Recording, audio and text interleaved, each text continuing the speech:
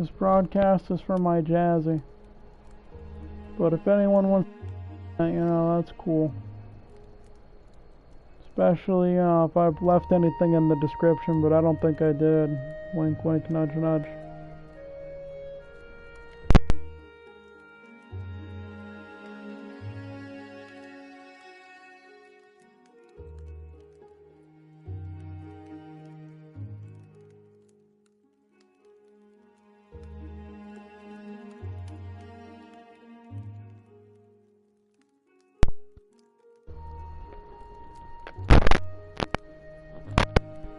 Yay, my jazzy is here. The clouds parted over the Isles of Boreas. It was time to choose. The rebellion was in trouble. I thought you liked it. Ravens were scouting for the secret rebel base. They needed a game changer. Pieces of the Sky Ripper had surfaced. Bernardo knew that using it could go catastrophically wrong. But he was sure he could figure out how to use it safely. Also, a temple had risen out of empty desert. The Iblis stone was hidden there. It was a dangerous artifact. Take her out. I'll wait. It could corrupt I'm gonna pick the sky thing, okay? How about that? Maybe he could find a way to use it. And then that way you don't have to see the thing, because you don't like the actual fighting stuff. And also, his old friend Lapino needed rescuing. Of course, Renato had a pretty strong suspicion that Lapino had betrayed the rebellion. And he had a gut feeling that he needed to use that to his advantage. That's the point. You gotta be able to see behind them. Every child.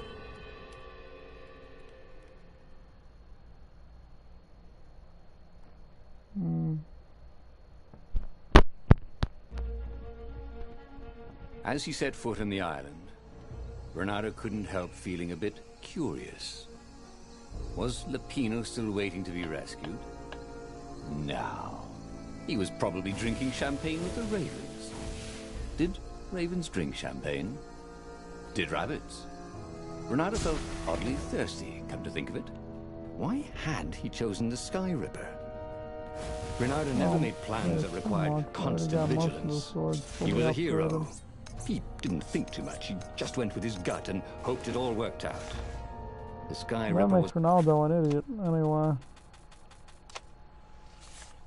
It's a long shot. If you turn it on, then back off, you get the Iblis stone. He'd have to devote himself to it. No side journeys, no rescuing old friends. That was against his nature. Could he stick with it?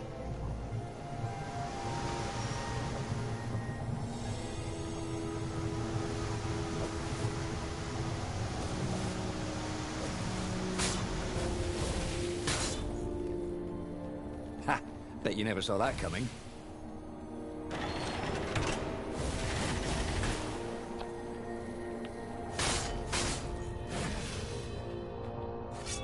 It's fine, you got plenty of time while I do all this collecting and shit.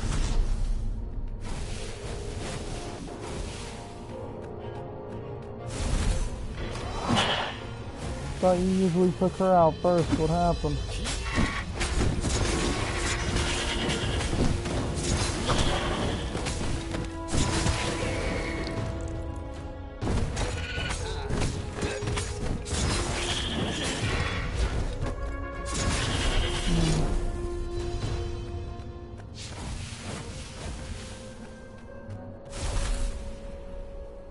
Had to be a way to use the Sky Ripper without causing a catastrophe. Why? Maybe it's always dangerous, he imagined Zenobia saying. Always the voice of reason, that one. Well, there had to be a way to use the Sky Ripper because not being able to use it was boring. So there.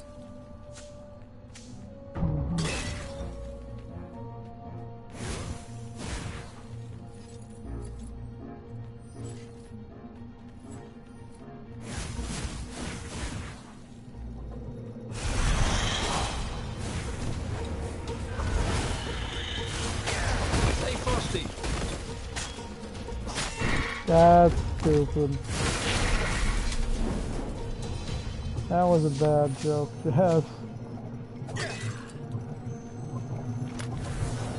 Yeah, I guess. Still bad, though.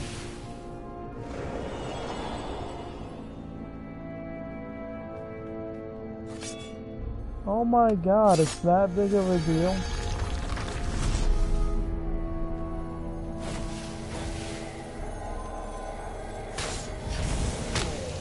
That's his fault. What dreams may come, he thought.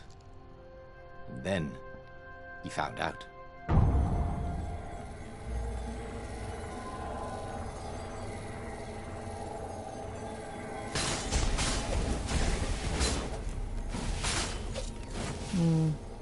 I just died and lost everything, magic and everything.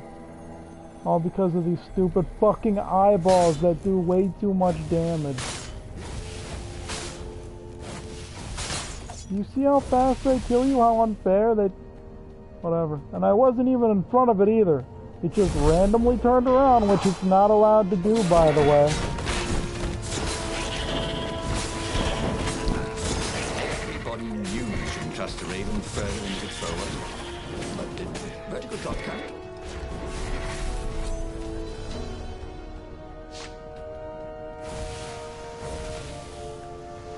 Throw him, seriously.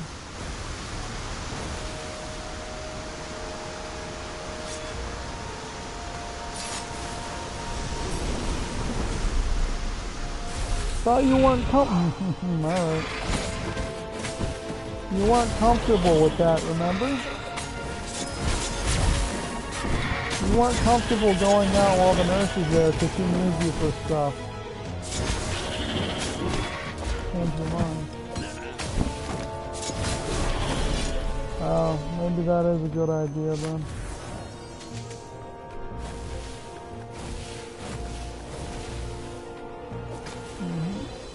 So.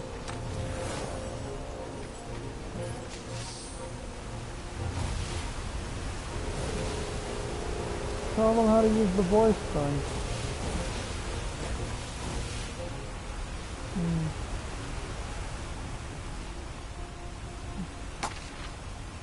Goddamn old people.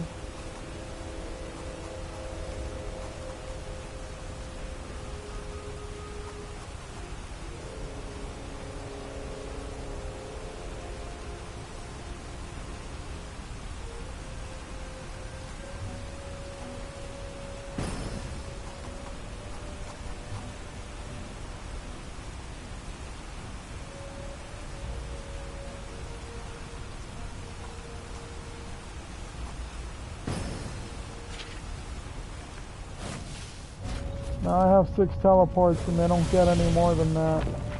They don't recover any faster either. There it was. Sky Ripper's armature. The stuff that dreams are made of. Engineers' dreams, anyway. The device was intricate. No one You're supposed to be coming back in to watch this, but alright. How is it part of a weapon at all? He'd have to ask a scientist. But first, he'd get the second piece. Sky Ripper had a heart, a core that had come to rest on the next island. Well, there was another island he could reach. Zenobia had just invaded it with her father's Raven battalions. She must be encamped there still. But fighting Zenobia now, that made no sense at all. He'd already sacrificed one friend to get this armature, was it? He didn't need to hurry to face her. She would find him.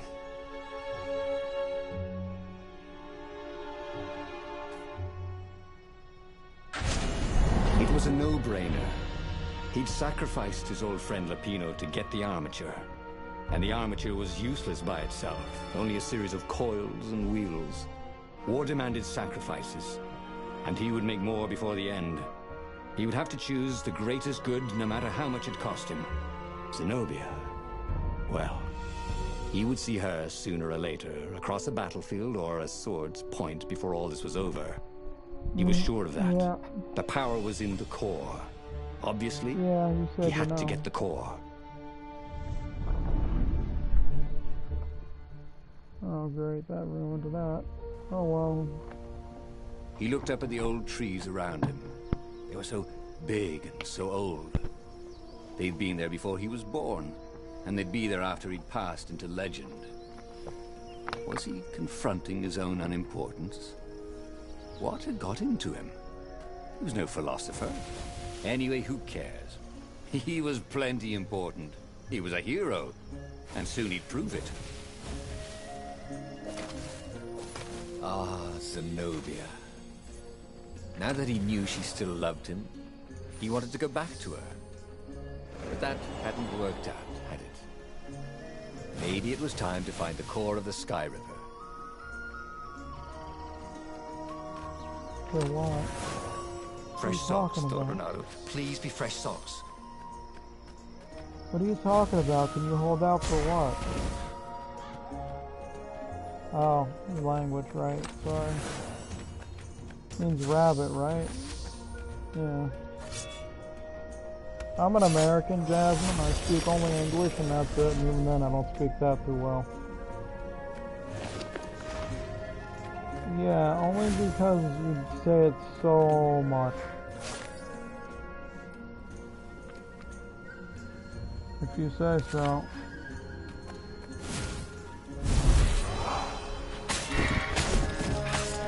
You want to hear about my story while we're doing this? Alright, so his body hasn't accepted Daniel's blood yet. It's getting there, so he decided to go train with Batman and Simpson. Michael appears and tells him that the only reason he really took away his reflexes was to see if that would be enough to make him give up. Because he could have easily changed it to where he was used to fighting with superpowers and everything. He wanted to see how far he'd go. And he thought he would be disappointed, and he kind of wanted to see if it was going to be worth his effort. So he felt pretty bad about not telling him. Ouch. I thought maybe that, or what do you think? Should I just find another reason around it? You know nothing, because I feel like Jon you should... Snow. Hold on. Alright, so he said he did that more of a test than anything. And he made it seem like, you know, it You was almost never saw wild gogglers together like this. The toads had to train them not to peck each other to death. So these had to be Imperial gogglers. He made it hard. That meant I ravens almost were up died. I ahead. had to be careful. Anyway, so he had to There were erase fewer his... and fewer trees. Hold on. There were I don't only wanna these lose... huge crystalline growths. Had those been here before? He no longer heard birds except for the feverish cawing of the ravens when they attacked. He couldn't... talks all the time. Alright, I'll just pause it. Anyway, the reason is that being able to fight like Batman doesn't help too much when you have all these fucking ridiculous powers and such, and you have to react to other people with all these ridiculous powers and such. Of course, now he's just going to incorporate that into both. And he says, I'm sure I'll be able to handle it. Plus, what happens when I don't have my powers? And then he's like, alright, go ahead. But I made it to where he just did it as a test more than anything. smell the small animals which he's of the already forest. done before. The mice and rabbits. Where are they gone? You And know? he was getting hungry, too. This was an unhealthy place to be. Oh, good, bad. Yeah. Since he already done it before, I thought it would make it seem less out of character. The thing about puzzles was, once you solved one, you knew how to solve it again. Puzzles had no, what was the word? Replayability? Renato wondered if you could design a puzzle that would be different every time you played with it. Wouldn't that be fun?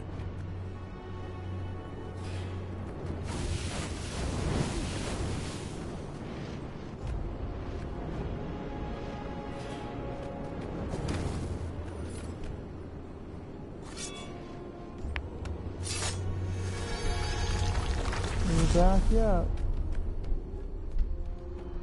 I'm not done with the second part yet. Let's So I make this guess quick. it's okay. I'm on my break in literally 2 minutes.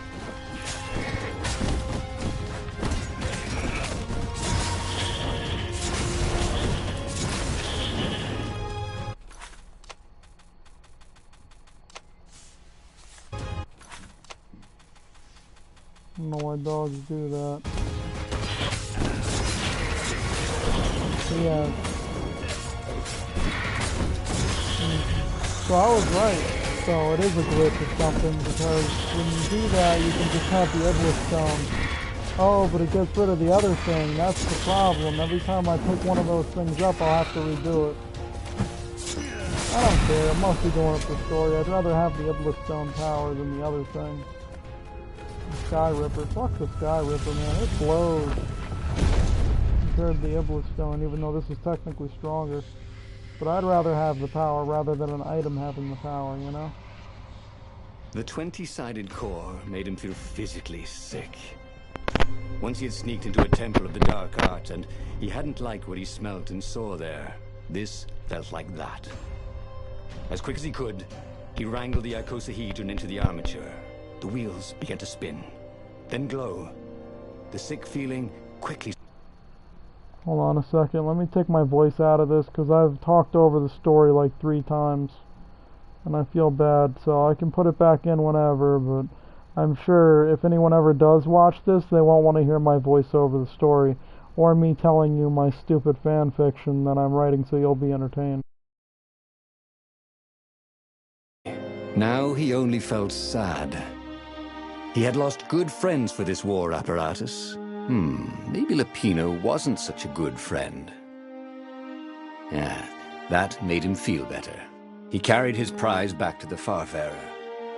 Now, he had to make his next move. There was a key Imperial outpost on the Nexus. If this really was some sort of super weapon, he could use it to wreak havoc on the enemy. And if it wasn't, well, better to know that before the final battle.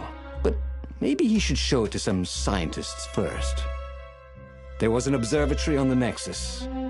Maybe he should go there before he fired it. Well, of course. If you've just assembled...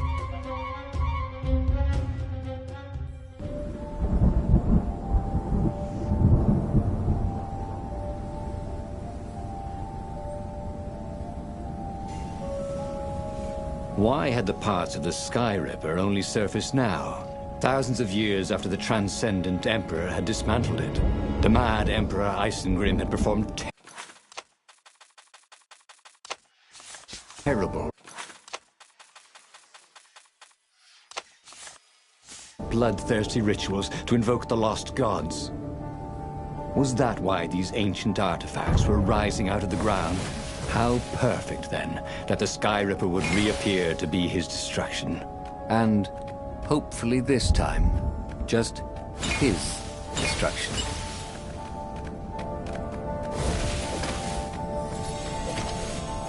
He needed some way to break the ice with this wall, so to speak.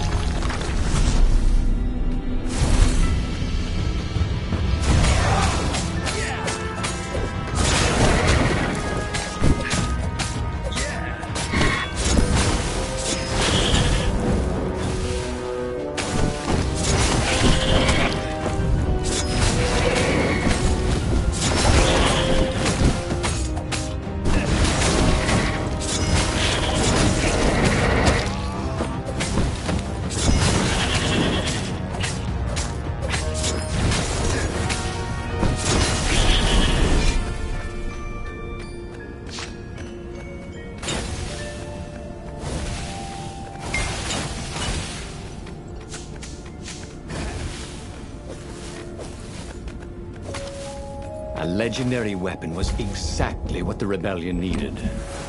They were outnumbered. The once kind emperor had become a tyrant. But his ravens stayed loyal, for he fed them his victims, and the other animals were too frightened to rebel. Renato shuddered at what the emperor was trying to do. To bring back the lost gods, the Black Harvest, the Black Sun? No. He would stop that toad, no matter what the risk.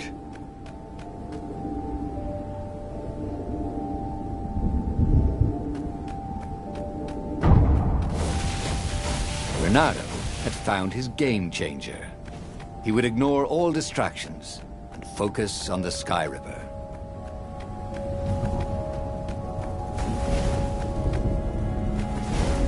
Good thing Renato didn't have vertigo.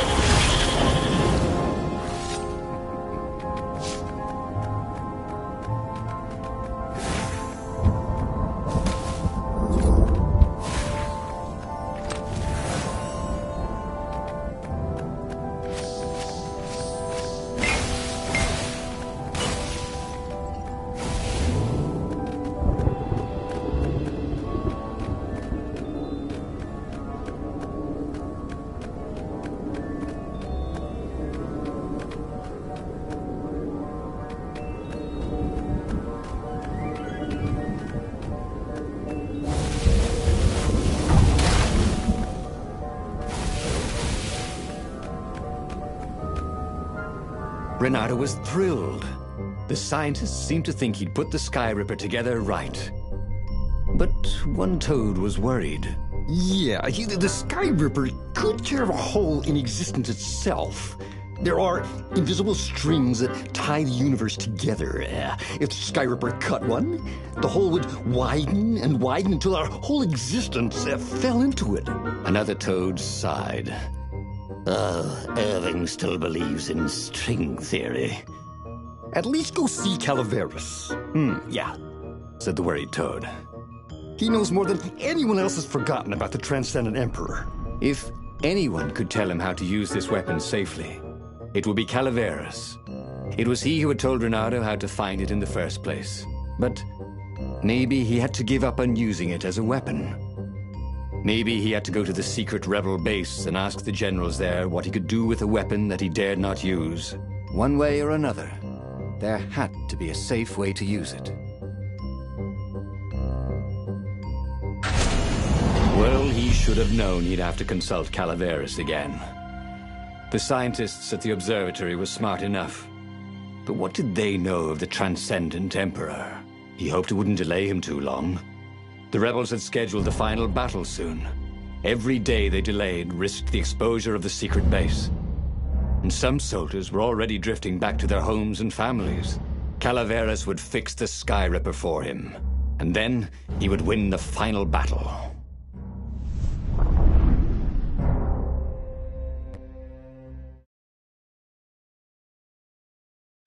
Maybe it was the cold. But after a few steps, Renato's optimism started to slump. What if Calaveras couldn't help?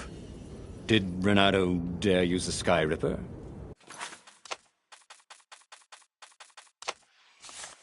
Oh.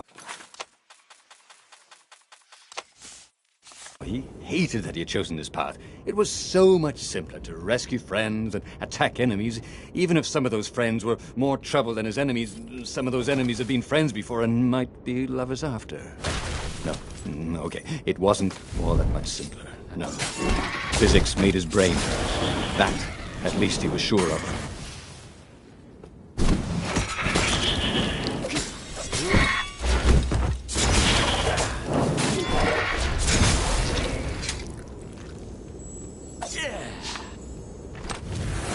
Ooh, sparkly, thought Renato.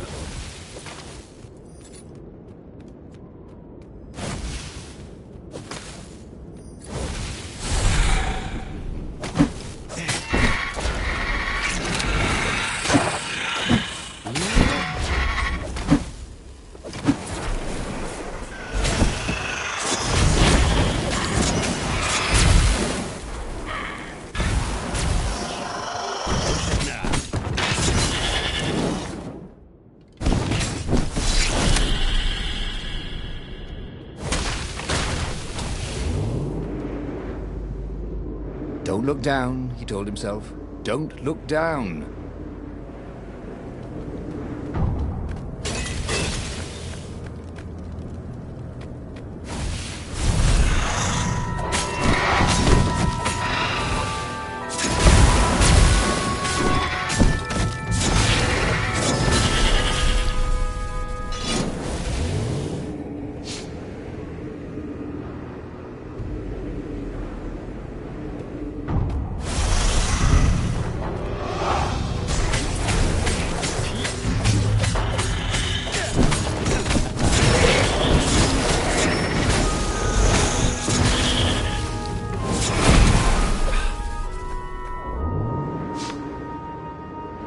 Tried to focus on the now.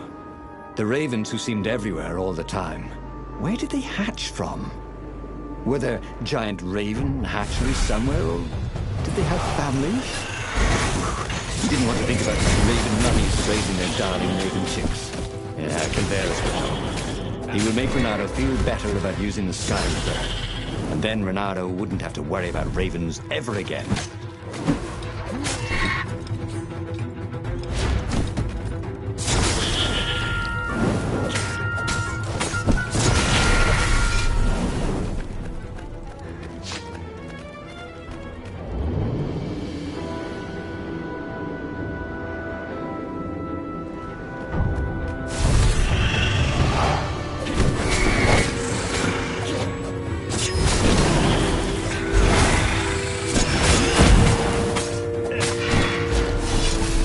To teach you how to fly.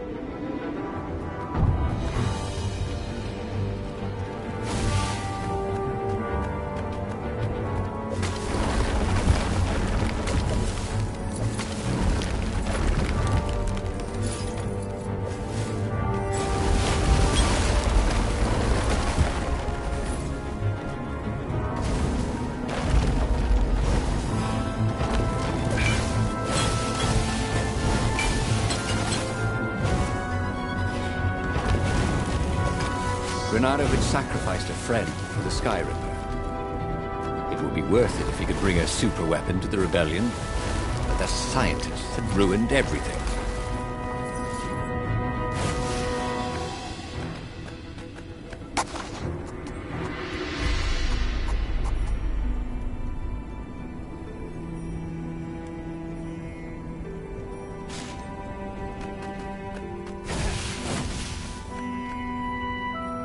Calaveras had never let him down.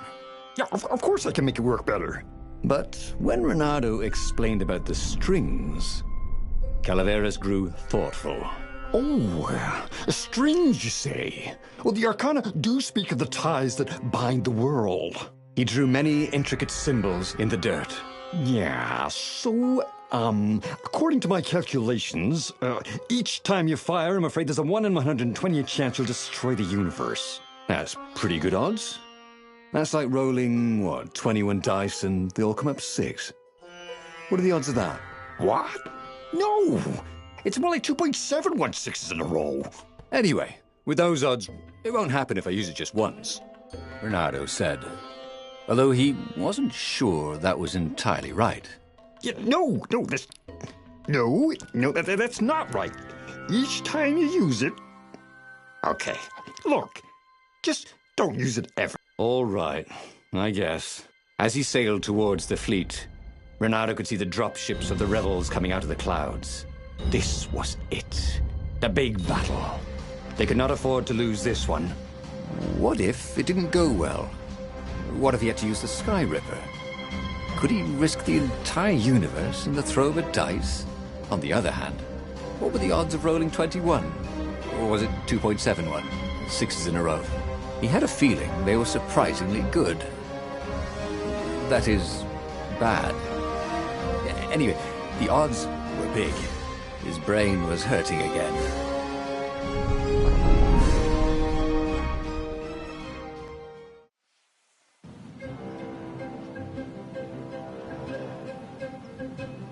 The battle was not going spectacularly well. What had the rebels been thinking? They'd been thinking he would bring the Sky Ripper, or the Iblis Stone, or that he'd sideline Zenobia somehow, or turn her. Couldn't he use the Sky Ripper just once? After all, if chances were 1 in 128, that meant he'd for sure be okay the first time. They'd get worse each time he used it, but the first time would be okay, right? He wasn't sure that it was right. So he didn't fire the Sky Ripper. He just brought it along, in case.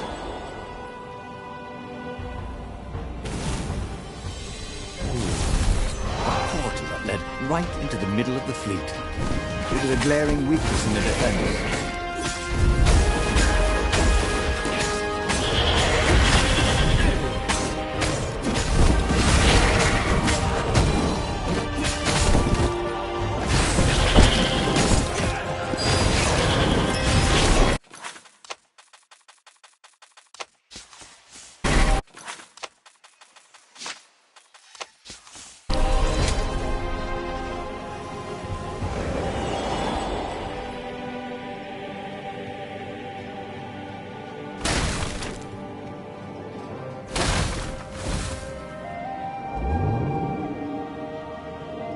This was definitely better than pulling yourself up in a bucket.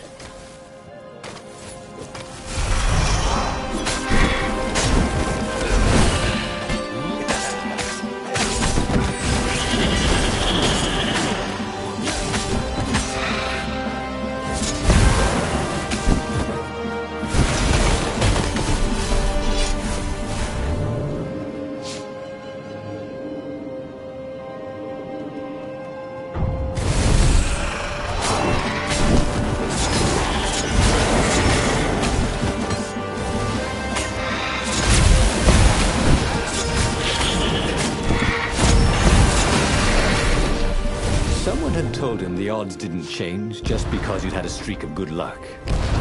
His gut told him that was wrong, though, and he always listened to his gut. On the other hand, 128 chances to win, but one of them would destroy the universe. That seemed a bit serious. Maybe he could defeat the Emperor without firing the Sky Ripper.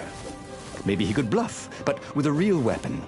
Like in cards, when you had 3 knaves, but you pretended you had a fizbin. That could work.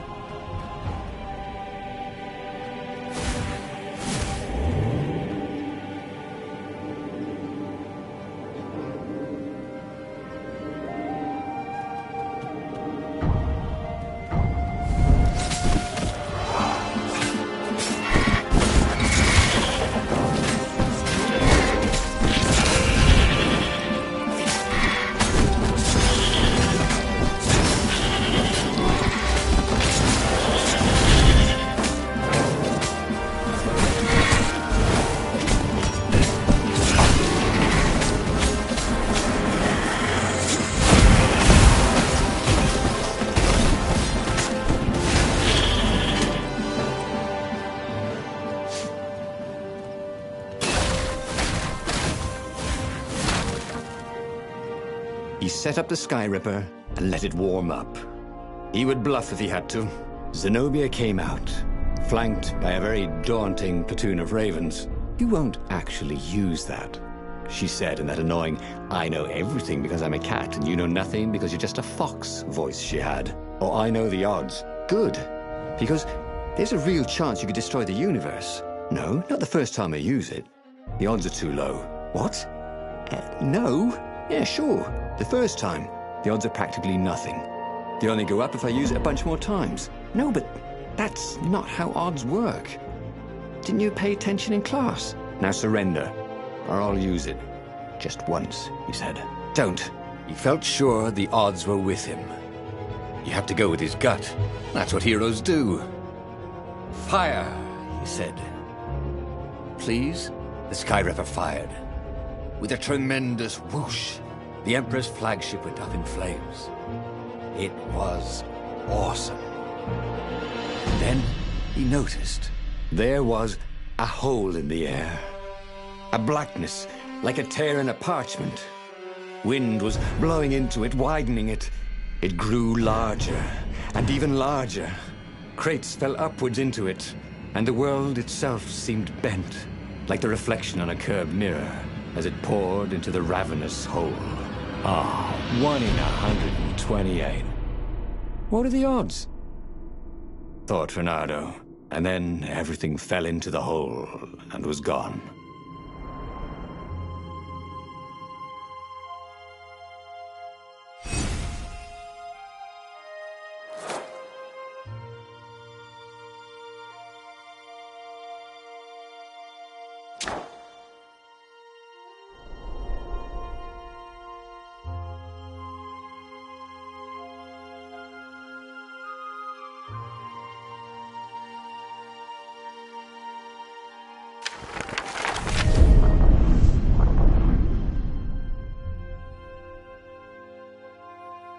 The clouds parted over the Isles of Boreas.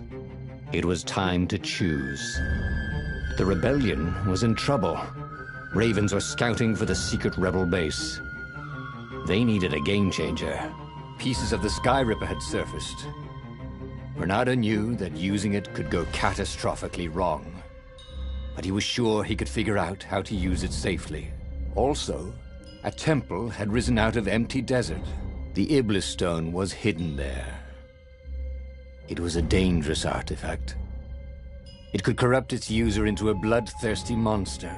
Maybe he could find a way to use it, to take its power without surrendering to its wickedness. And also, his old friend Lapino needed rescuing. Of course, Renato had a pretty strong suspicion that Lapino had betrayed the rebellion, and he had a gut feeling that he needed to use that to his advantage.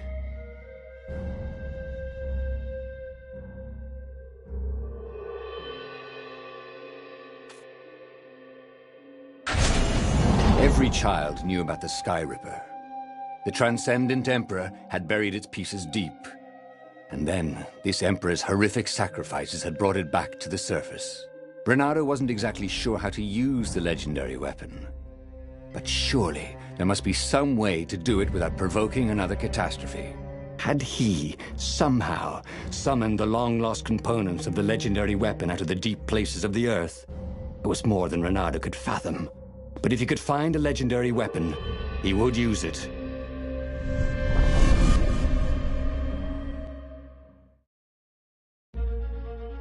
As he set foot on the island, Renato couldn't help feeling a bit curious.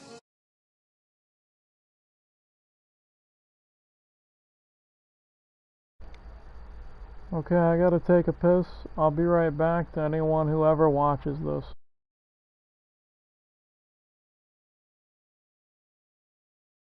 Was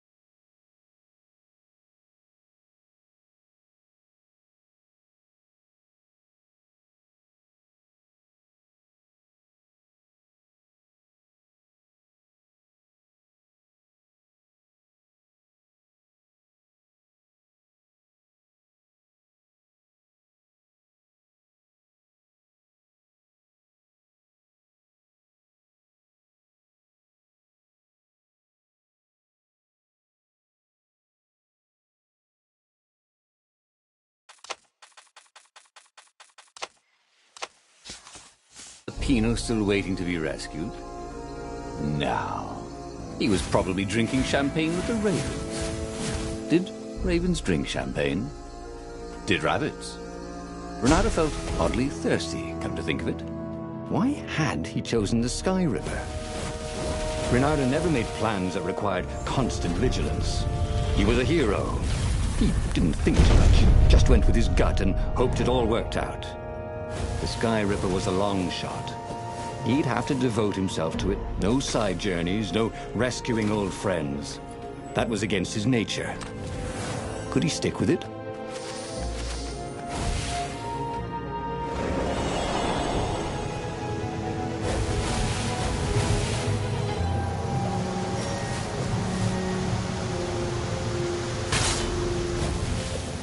Who are you looking at?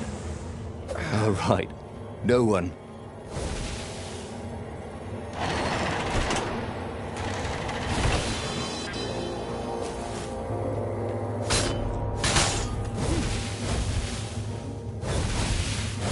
The people who had built this castle, did they even know what monstrous weapon lay hidden within their walls? The Sky Ripper could destroy anything it touched, or so the legend said. As the Transcendent Emperor had fought the Lost Gods, thousands had died. But Renato had been through wars.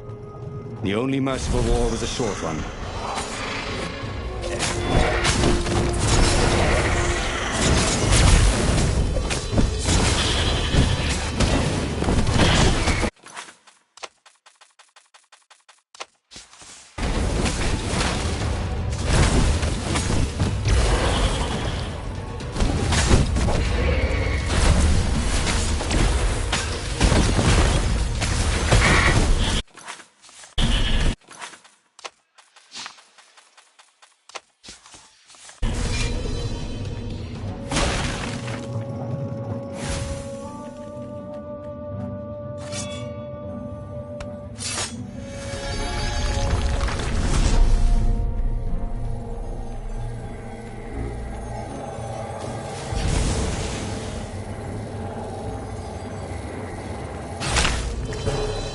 Time to die, he thought. And it was.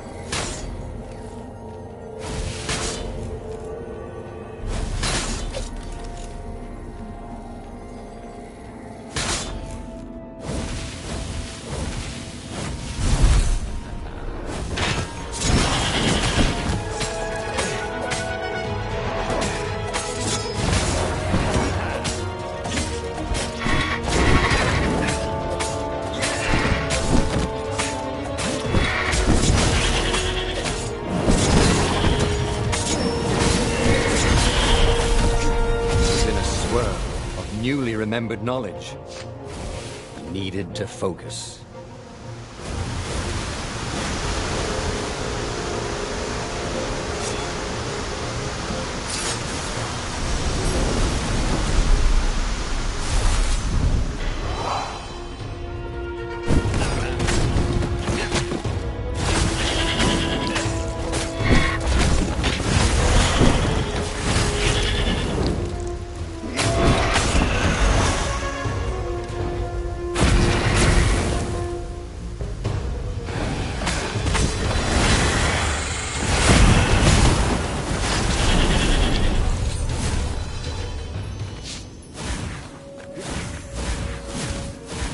Had to be a way to use the Sky Ripper without causing a catastrophe.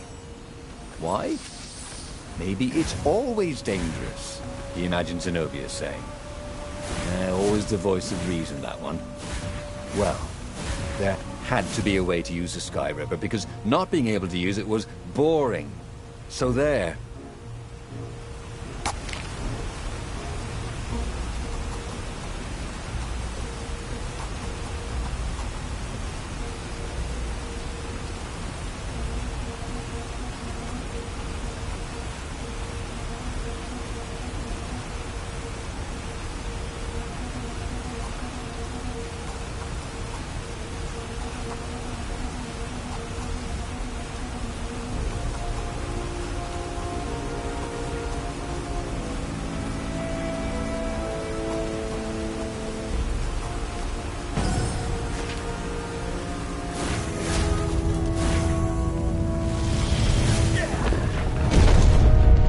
There it was. Skyripper's armature. The stuff that dreams are made of. Engineers dream. How is it part of a weapon at all? He'd have to ask a scientist. But first, he'd get the second piece. Skyripper had a heart. A core that had come to rest on the next island. Well, there was another island he could reach. Zenobia had just invaded it with her father's Raven battalions. She must be encamped there still. But fighting Zenobia now, that made no sense at all. He'd already sacrificed one friend to get this armature, was it? He didn't need to hurry to face her. She would find him. It was a no-brainer. He'd sacrificed his old friend Lapino to get the armature. And the armature was useless by itself, only a series of coils and wheels. War demanded sacrifices, and he would make more before the end. He would have to choose the greatest good, no matter how much it cost him. Zenobia. Well, he would see her sooner or later, across a battlefield or a sword's point before all this was over. He was sure of that. The power was in the core. Obviously, he had to get the core.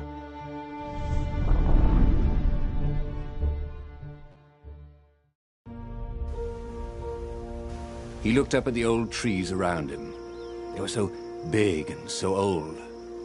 They'd been there before he was born, and they'd be there after he'd passed into legend. Was he confronting his own unimportance?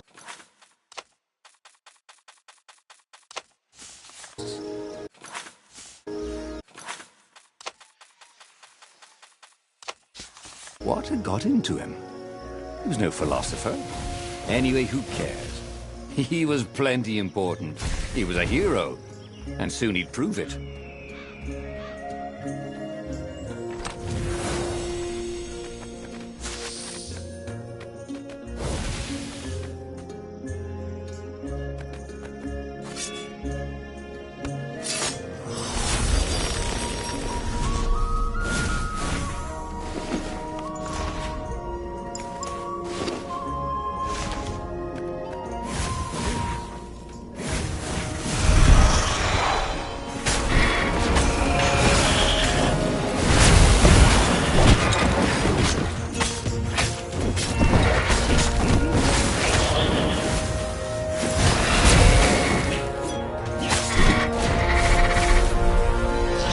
Say hi to gravity for me.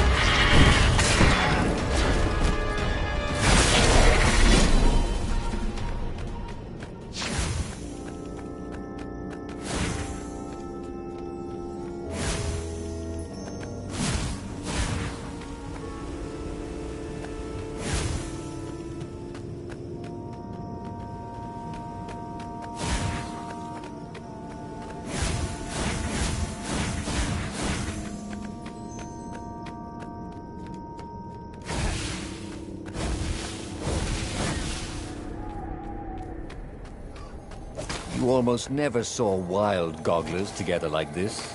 The toads had to train them not to peck each other to death. So these had to be imperial gogglers. That meant raven. There were fewer and fewer trees. There were only these huge crystalline growths. Had those been here before?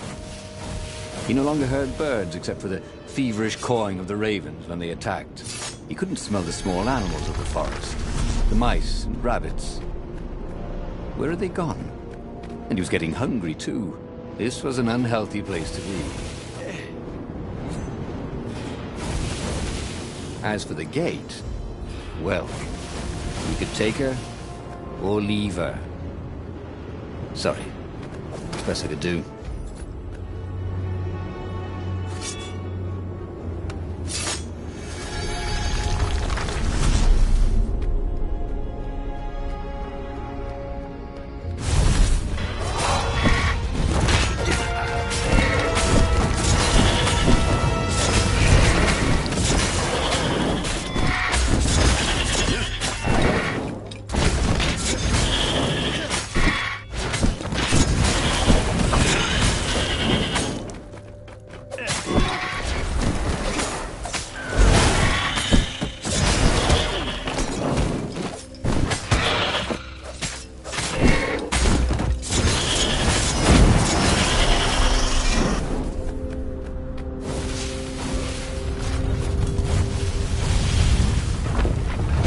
The 20-sided core made him feel physically sick. Once he had sneaked into a temple of the dark arts, and he carried his prize back to the Farfarer. Now, he had to make his next move. There was a key Imperial outpost on the Nexus. If this really was some sort of super weapon, he could use it to wreak havoc on the enemy. And if it wasn't, well, better to know that before the final battle. But maybe he should show it to some scientists first. There was an observatory on the Nexus. Maybe he should go there before he fired it.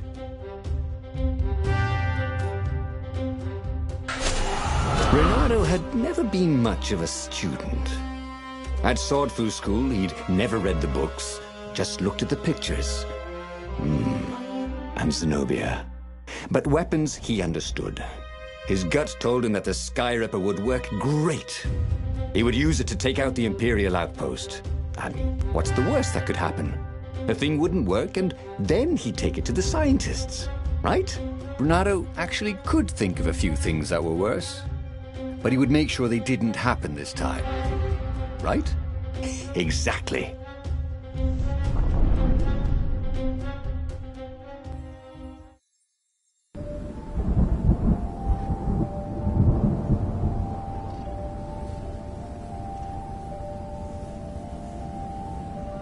As he set out down the path, Renato wondered why the parts of the Skyripper had only surfaced now, thousands of years after the Transcendent Emperor had discarded it.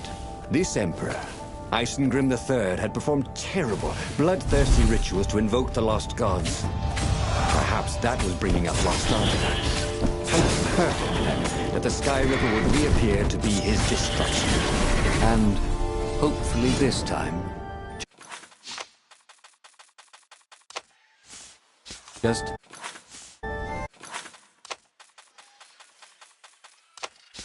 his destruction. Oh, this really didn't have much in the way of safety features, did it?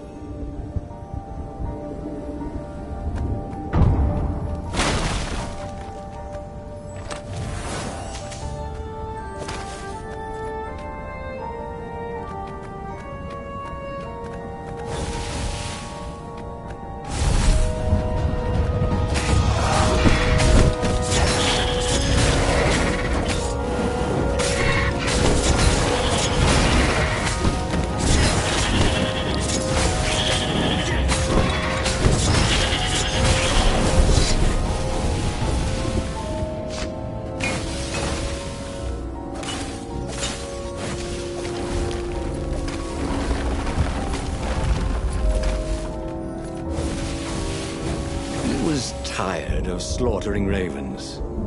Maybe it was time to test out the new weapon. He turned a knob on the Skyripper. It made strange mechanical noises, The wheels spun faster. It began to hum. The Sky Ripper was following his every step.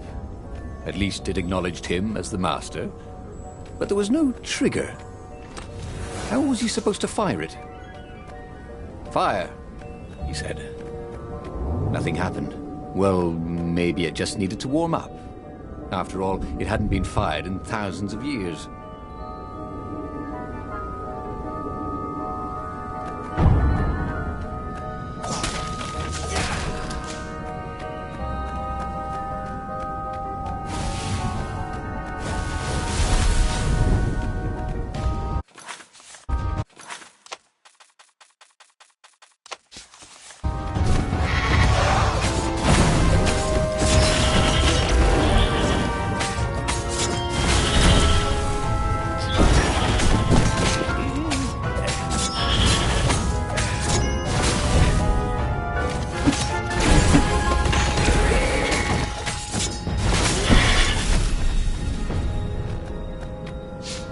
The Sky Ripper was making a whining noise now, and its wheels were spinning so fast he could no longer see them.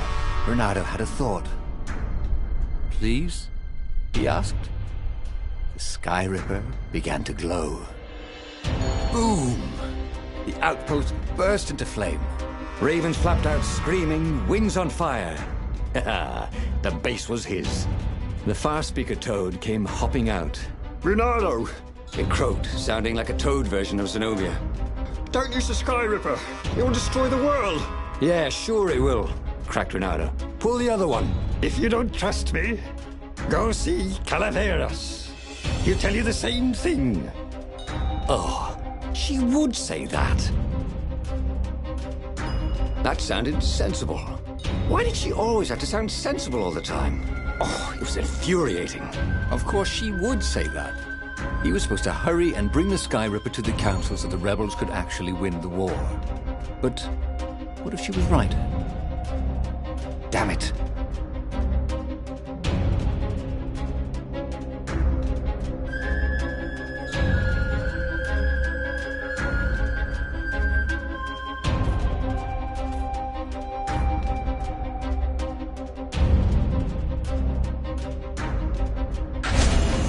Just this once, he would not let Zenobia get into his head with her logic and her wisdom and her appeals to reason. He was a fox. He'd go with his instincts, and it would all work out like it always did. Oh, he was sounding like a reckless idiot even to himself. But if there was one thing Ronaldo could never bring himself to do, it was turn back on a decision he'd made.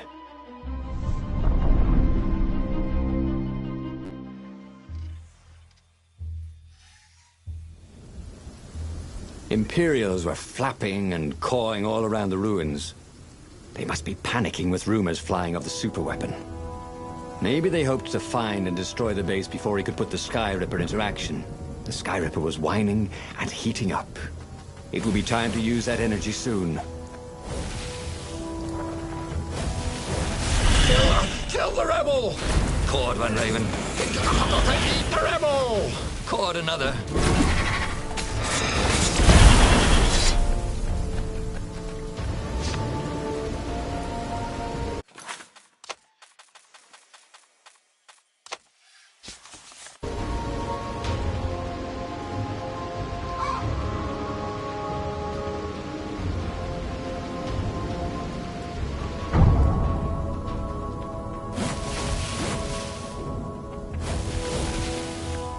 Hey, what do ravens say when they die? Never mind. I'll wait. He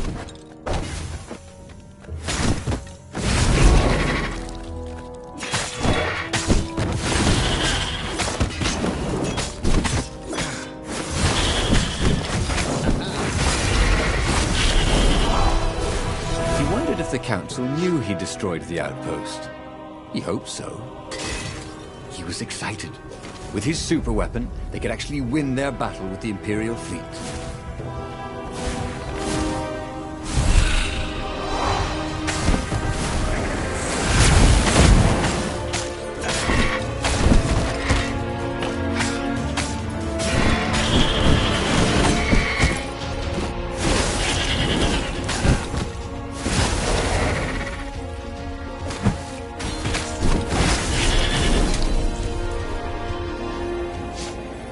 was Zenobia talking about? This was a fantastic weapon. Ravens burst into flames with just a touch of its killer beam. He was tempted to leave it on all the time, but he didn't want to accidentally slice off some council toad's head or tongue. She'd been trying to distract him. Well, this time, no one was going to distract him.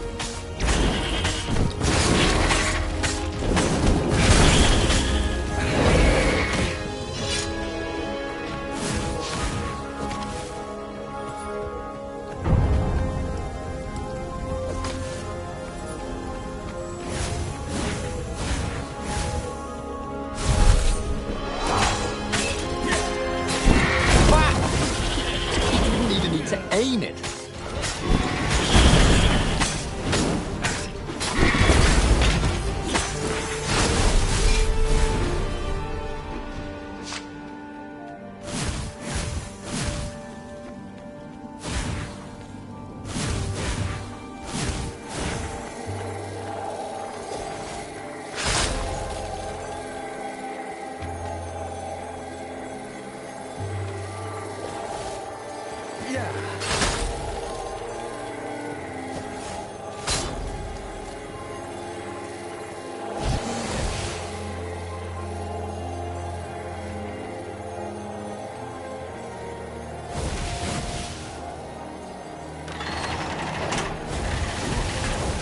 Long stairs.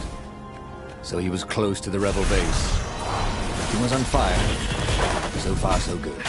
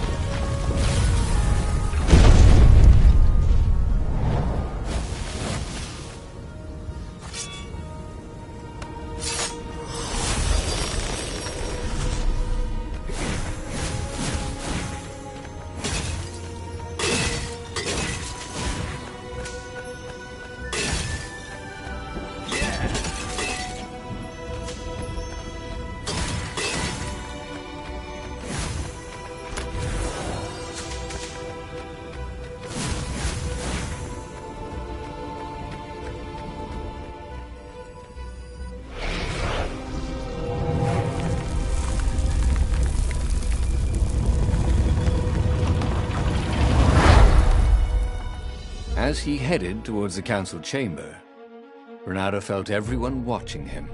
You've saved the rebellion, said the council speaker. Frankly, we were afraid you'd turn aside to save that idiot Lapino. Not bloody lightly, Renato told them, feeling he was maybe being a bit harsh on the poor mad rabbit.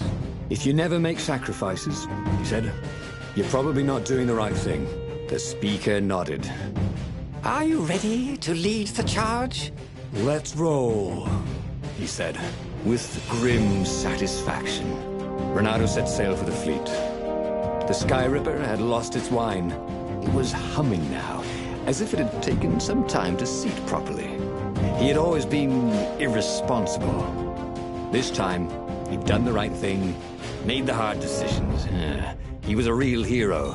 He hadn't let himself be distracted by old friends or old lovers turned enemies. Finally, he could be proud of himself.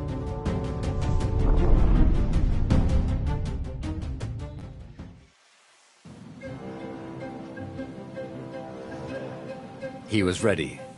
So was Sky Ripper. The Sky Ripper had a will of its own. It picked out its own targets and set them on fire. This was going to be a short battle. He would set the ships on fire if he didn't need them to get to the Emperor. And he wondered if he'd see Zenobia, or if she'd flee. Wouldn't she be proud of him? At least, a bit of respect. He'd become an all-conquering hero.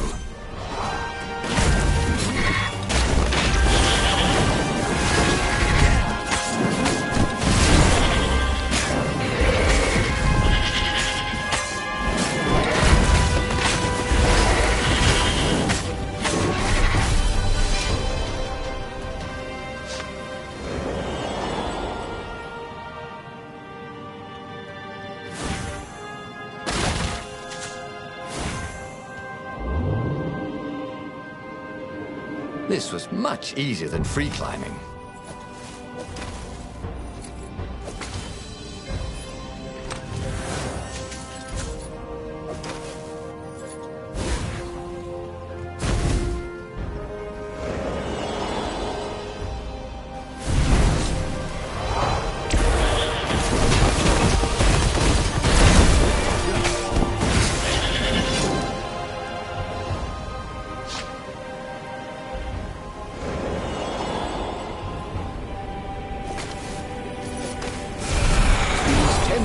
To just stand on the device and let it do all the killing for him.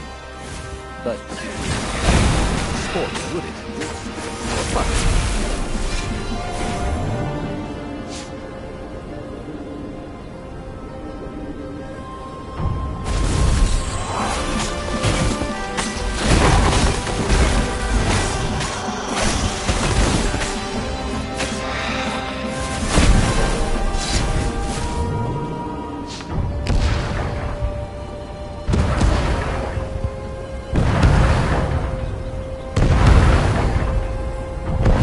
Parchment on a signpost.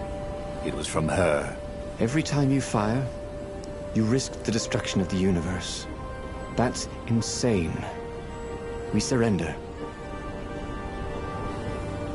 He'd done it. He'd played chicken with Zenobia and won. He could hear the horns blaring the retreat. She was wiser than he was, that was for sure.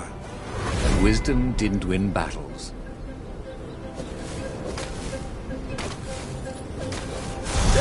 The traitors! Go on, the Raven.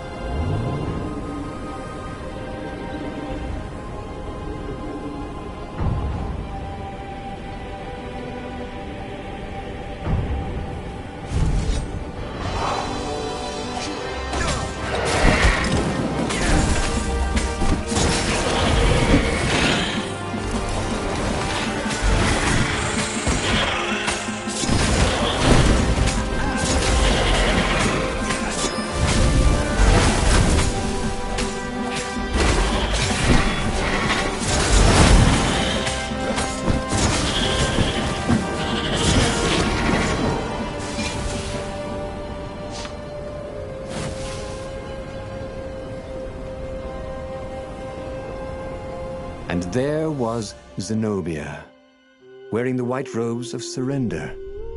She came and kneeled before him. Why didn't you listen to me? I was trying to save you too. You're the enemy, he said. I was never your enemy, Renato. And he realized, not for the first time, how much she loved him. Then she spoke a terrible word and made a gesture with her hand.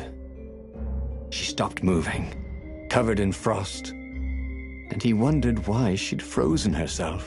Then the Sky Ripper froze, and then, for a moment, he felt very cold and discovered that he couldn't move.